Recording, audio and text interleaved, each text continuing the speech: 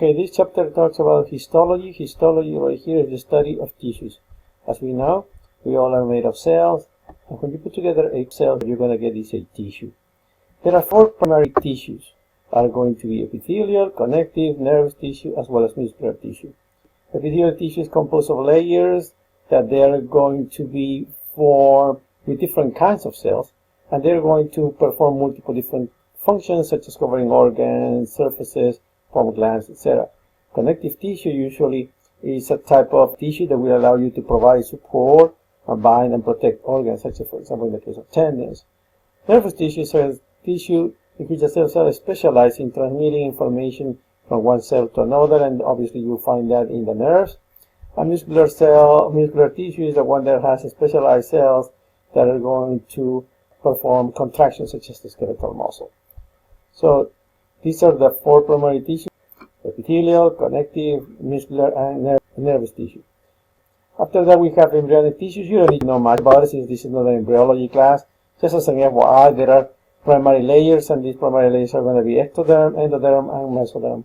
But that's all you need to know about it. Interpreting tissue sections. This is something that you will learn when you look at these tissues in the microscope. Obviously, depending on how the cut is and where you are looking at, you're going to have different views of the same thing. Take a look at this one, for example. You see, if you cut this thing at this level, what you're going to see is this part. You cut it at this level, then you're going to see it this way. And you cut it at this level, then you're going to see it this way. It's the same thing, but you have different views of the same thing. Again, this is just practice and something that you're going to get with the use of the microscope. If we scroll down, it talks about different things histology are going to do. You can skip pretty much all this. Obviously, this is something that we talk about longitudinal or transverse sections. This is, again, what we have learned in chapter number 1 with different lines and things that we can do. So with that, basically, that's it for this. The next, the epithelial tissue has multiple different type functions: protection, secretion, expression, absorption, filtration, and sensation. And how do you get this tissue? Again, we said that the tissues are formed based on cells, right? A group of cells is going to give you a tissue. So then what type of cells can we have? We can have flat cells, and the flat cells like this, they are called squamous. You can have cells that look like cubes, so they're going to be called cuboidal. And there are cells that are going to look like columns. Now, there are two main things that you need to talk about when you talk about epithelial tissues: the cell shape, this one, as well as the number of layers. If you have one layer of cells, it's called simple. If you have multiple layers of cells, like this, it's called stratified. We will talk about pseudostratified later on. Okay, so let's scroll down. And remember, when you talk about an epithelial tissue, you need to tell the cell shape as well as the number of layers. One layer is simple, multiple layers is stratified. So let's scroll down and let's take a look at these other characteristics that we have in the epithelial tissue. So when you talk about it, you combine the number of layers as well as the cell shape in order to identify the type of epithelial tissue. For example, simple squamous. Simple squamous means one layer, simple squamous fat cells. Simple cuboidal, one layer, the cell looks like a cube. Simple columnar, one layer, the cell looks like columns. Let's talk about pseudostratified. Pseudostratified is the type of tissue that appears to be stratified, but it is not.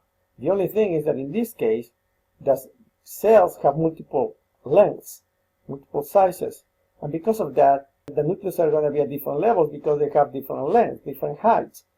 Then it appears that you have multiple different layers, but it is not. It's just one layer. If we scroll up again, you can see that this layer and this layer both start at the same level. But this nucleus, and this nucleus, and this nucleus right here, it appears that they are at one level, and this other nucleus right here appear to be at a different level. But they are not. These cells start at the same level. The only thing is that they have different lengths. And because they have different lengths, it may give you the impression that you have two different levels. Take a look in here. The cells have nucleus at different levels, similar to this, but the cells actually start at different levels, which is the difference with this, because the cells in here, they start at the same level. These ones start at the same level, these ones start at different level. So because of this, This one appears to be like this, but it is not. Therefore, that's the reason why it's called pseudo-stratified. So let's scroll down, and now we have finished with simple epithelium. Now let's take a look at stratified epithelium. You have stratified epithelium. Again, you have to mention that cell shape as well as the number of layers. So you're going to have stratified squamous, that means flat cells, multiple layers. Stratified cuboidal, the cells look like cubes, multiple layers. Stratified columnar, the cells look like columns, and you have multiple layers. Another one, in this case, is transitional epithelium. In this case, transitional epithelium is going to be a tissue that is going to have different cells that they appear to be one kind, but then they transition into a different kind. That's why it's going to be called transitional. For example, the cells in your urinary bladder, when the urinary bladder is empty, these cells are going to look like cubes. But when your urinary bladder is full with urine, these cells will have to expand in order to accommodate the amount of urine that is in your urinary bladder. When they expand, these cube cells will become kind of like flat cells because they will have to elongate, they will have to enlarge in order to allow the retention of urine at the level of your urinary bladder. For that reason, since when the urinary bladder doesn't have urine, the cells look like cubes, and then when it has urine, the cells look like flat, then that's why it's called transition, because it appears to transition from one epithelium to another epithelium due to the different levels of urine that you're going to find in your urinary bladder. One characteristic that a stratified epithelium will allow you is that since you have multiple layers, it will allow you to shed cells. Like you see here, it says exfoliation or desquamation. Since you have multiple layers, like for example in your skin, you should be able to shed these layers that you have on the top of your skin, and then you have more layers at the bottom that will help you replace these cells that you have lost on the top of your skin. As you can see in this example, you can see here the exfoliation of the cells that are on the top of the surface, and because of that, obviously, you have other cells below them that will help you replace them. That's one characteristic of the stratified. If we scroll down, you can see that stratified squamous obviously has the characteristic of there are two main kinds that you can say. One of them is keratinized, the other one is non-keratinized. We will talk more about it when we talk about the skin in next chapter. So let's keep going down, and here we have transitional epithelium. As I told you, you may have this epithelium at the level of your urinary bladder, but it's basically, look, it says in here, right, it's limited to the urinary tract because it's necessary in order to protect the cells that you have in there from the acidity that the urine is going to have. But that's basically what you need to know about the transitional epithelium that is located in the urinary bladder, which is part of urinary tract, because most of it is located in the urinary system. So let's take a look at some of these figures that you have regarding the epithelial tissue. So right here you have simple squamous. Okay, that means simple, one layer, squamous, flat cells. These four figures that you see here are the same thing.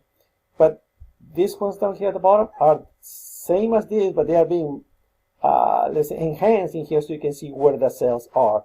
So as you can see here, this is one layer, so that's why it's called simple. And this is called squamous because these cells are actually flat. Remember, they are not exactly flat, right, like this. Because they have these round areas where the nucleus is, so obviously it's more like a hat rather than flat completely. So in here you see this is flat, but it kind of has this little thing in here which is for the nucleus. So this is going to be simple squamous. Take a look at this figure now, same as the top. In this case it's one layer of cells, one layer of cells, one layer of cells, even though this is a tube, right, but it's just one layer, right? Okay, but in here the cells are cubes. So in this case, this is simple cuboidal. Okay, if we keep scrolling down, so you have in here obviously these cells are not flat, they are not cube, these ones are like columns. You have, and you can see here you have one layer. Right, so therefore this is simple columnar. In here you have pseudostratified. Again, all the cells in here, right, they're going to start at the same level. But if you look at this nucleus right here, and this nucleus right here, it appears that you have two layers of cells again. Why? Because this is one layer of nucleus and this is another layer of nucleus. But it is not, because all the cells start at the same level. So therefore, what is this? This is pseudo-stratified. Let's keep scrolling down, and we're going to take a look at the next tissue. Right here you have, if you look from left to right, these cells right here, they are flat cells. And do you have one layer? No, look, you have all these layers of cells. So therefore, since you have all these layers of cells, this is going to be stratified. And since you have multiple layers, then this is going to be stratified squamous. Same thing in here. You can see the cells here. These are going to be flat cells, therefore they are squamous. And you have multiple layers, so this is stratified. So what's the difference between this stratified and this stratified? That these ones are going to have keratin, and these ones do not have keratin. So therefore, what are these? Stratified squamous keratinized.